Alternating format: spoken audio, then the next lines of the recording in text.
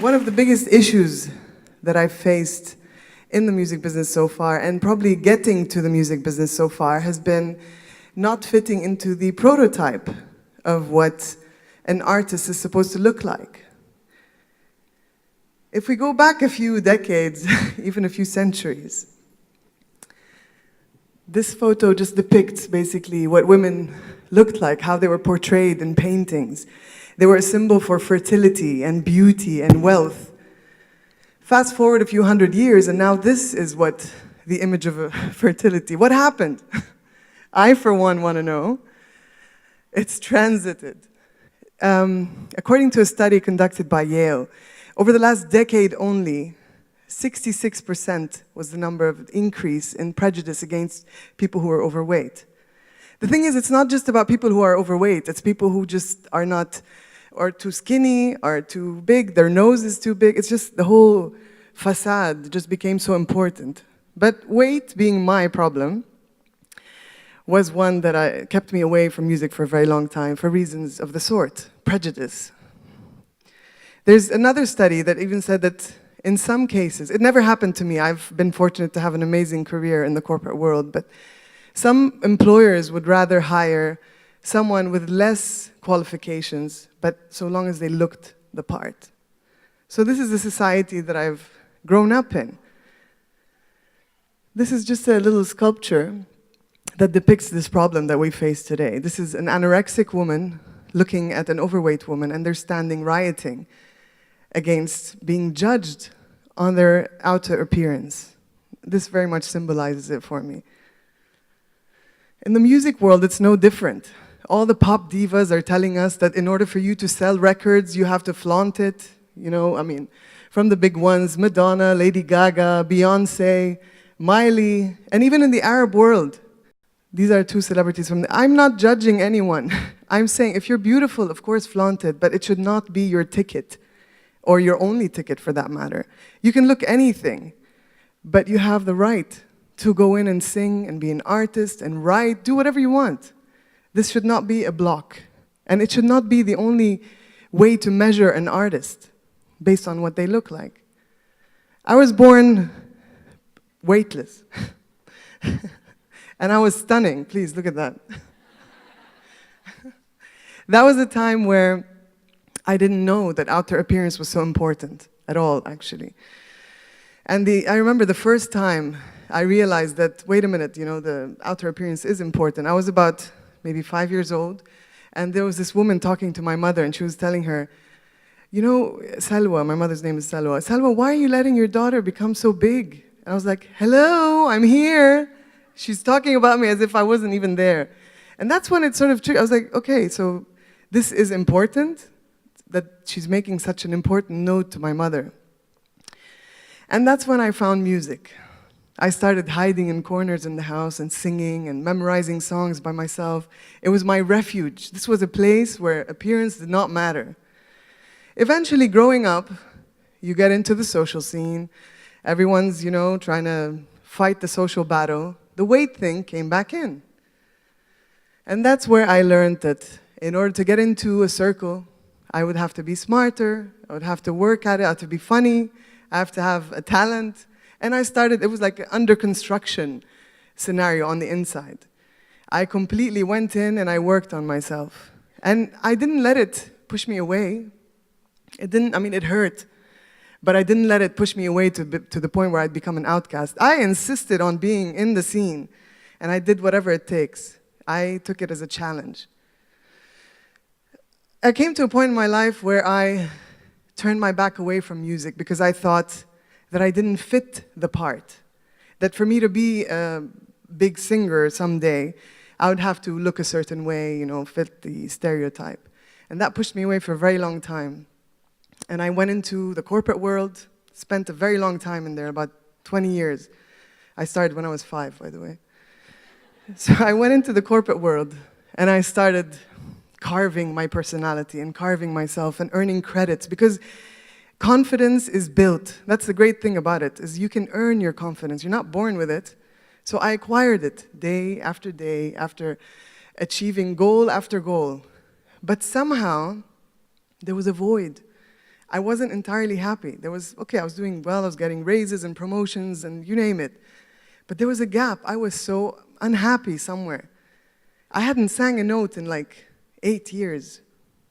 And so whenever I'd start singing again, I'd tear up. I couldn't finish a sentence, like one line, and I'd start crying. Because for me, music was this release. That was a place where, you know, it was the most organic place for me to be, the most natural place. And I started searching for myself again. You know how everyone goes through their life and they're like, what is my purpose? Why am I here? What am I supposed to do with my life? And I did that. I went on a quest. And I went on this quest, mind you, with, this is just a picture of when I was 9, first stage appearance. I had 2 kids, I had a career, I was older, not old, I don't think you're ever really old. I was older, and that's where my quest began. I was so desperate to find out what am I going to do with my life that I started a blog called Finding My Venus. It was my quest to tap into my inner strengths and fulfill my full potential, because I knew there was something that I was supposed to do. I looked at everything, opening restaurants, opening gyms, opening a business of any kind of sort, but I did not even consider music.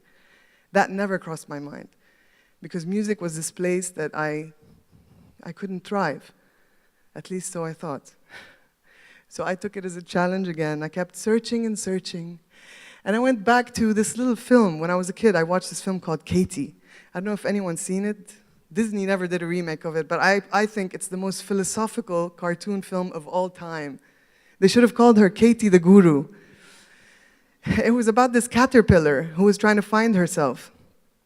And she kept searching. She left, you know, her clan of caterpillars, and she tried to hang out with the bees, with the frogs, with all sorts of animals, trying to find herself.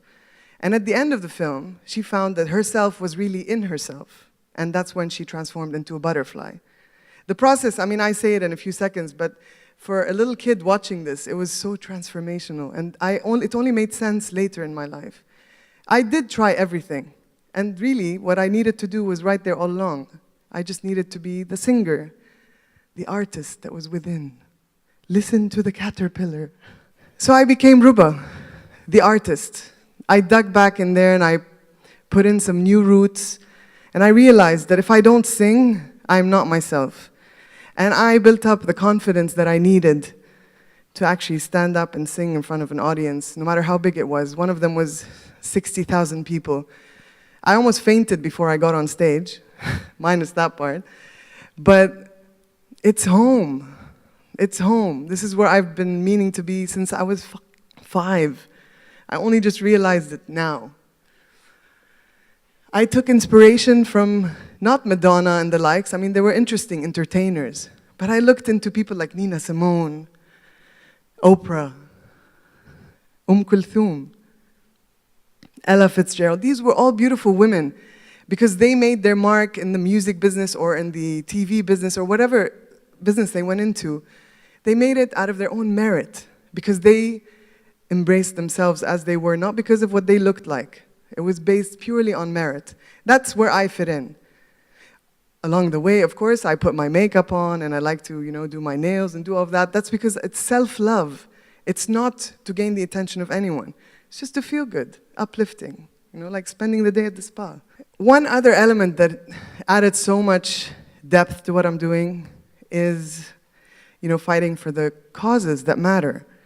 A few weeks ago, I took to the stage with this little kid called Lawrence. This guy has autism, and he's had autism since he was 3.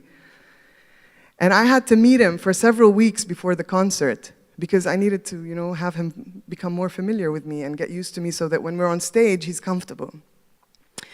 And the first time I met him, he was sitting on the couch, completely introverted. And then magically, he went from complete introversion to singing. He sang, and it was like this other person came into the room. He was strong, charismatic, courageous. He was amazing. And it was a time where I saw how amazing and magical music could be. Again, affirming that I was on the right track. Standing on that stage with him felt so good. And that's what I want to do with my music. It's not just about doing concerts and, you know, having your fans come in and you signing autographs. No, I want to use this light to do something more positive. And I know that it doesn't matter where I'm going, what I dress up in. I mean, we were joking about me coming up on the stage with some spandex and all of that, but that's, you know, all jokes aside, it's about using it to send positive messages, to encourage others to embrace whatever passion it is that they have. That life is, it's too short. You need to find out what makes you happy and follow it, no matter what society tells you or does not tell you. I found weight to be like a filtering system.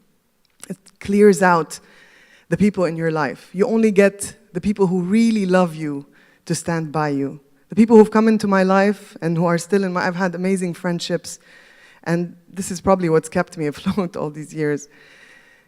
And it's that filtering system. In my life, everything is genuine. There's no room for wishy-washy masquerade stuff. It's real. That's what I've taken from it. This is me on stage. I feel so alive. Can you see the light and the glow? It looks like something miraculous is happening. That's the joy of doing what you love. That's the joy of it. I'm going to show you just a small video, very short, just about a highlight of the things I've been doing lately, ever since I discovered myself again. I'm a dreamer, but I'm not the only one. معنا بالاستوديو روبا. روبا زيدان. روبا زيدان.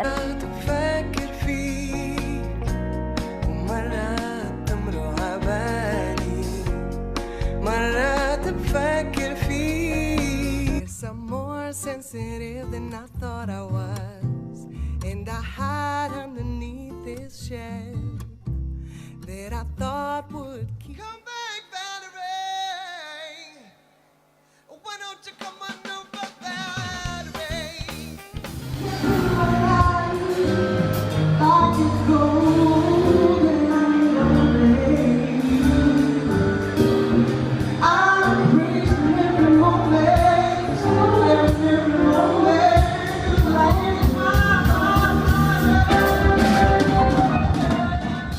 I'm going to invite my friend Eli up here. I'm going to sing a song from my album, the album called Mama's Back. This is actually the song that got this album together. It's called Best of You, and it talks about overcoming pain and taking it as a learning curve and, you know, rising above it. It pretty much narrows who I am today. I hope you enjoy it.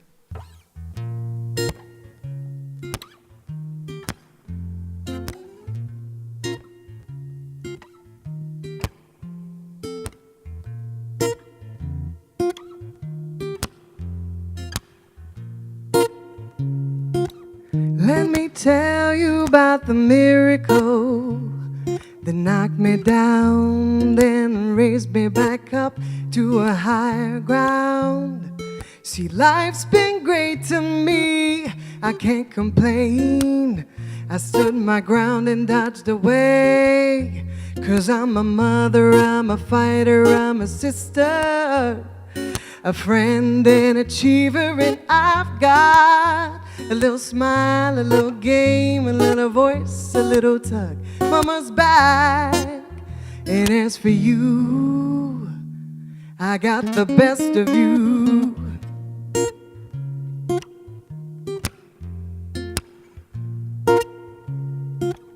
Let me tell you about the woman who cried nights in vain, then raised herself up and is back in the game.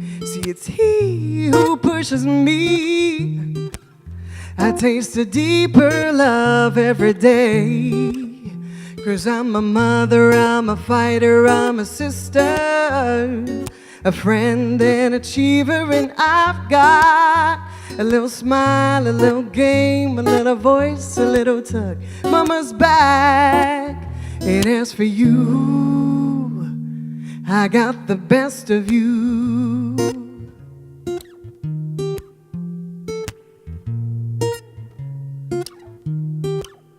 I refuse to fall, I choose strength from my pain. So arise, yes, arise with all of me, yeah, I rise. I refuse to fall. I choose to learn from my pain. So arise, yes, arise, yes, arise, yeah, yeah. I'm a mother, I'm a fighter, sister, friend and achiever, and I've got a little smile, a little game, a little voice, a little tug, mama's back. And as for you, I got the best of you. Mama's back, mama, she's back. Oh yes, she's back, she's here, she's gonna stay.